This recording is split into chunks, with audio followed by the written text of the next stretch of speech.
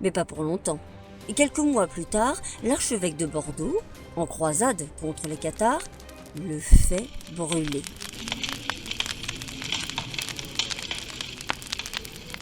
Il n'en reste plus qu'un tas de pierres.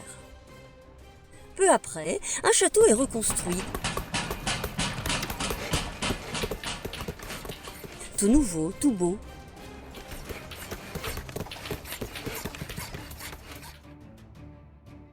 Au début du XIVe siècle, il devient même l'un des plus puissants du Périgord.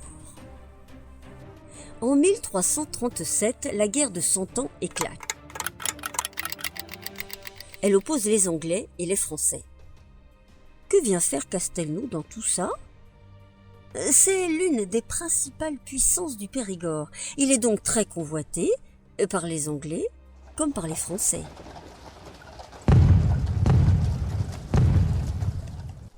Pendant cette guerre qui dure plus d'1 siècle, le château est au centre de conflits incessants. Il passe tour à tour aux mains des Français et des Anglais. Au total, il change 7 fois de camp.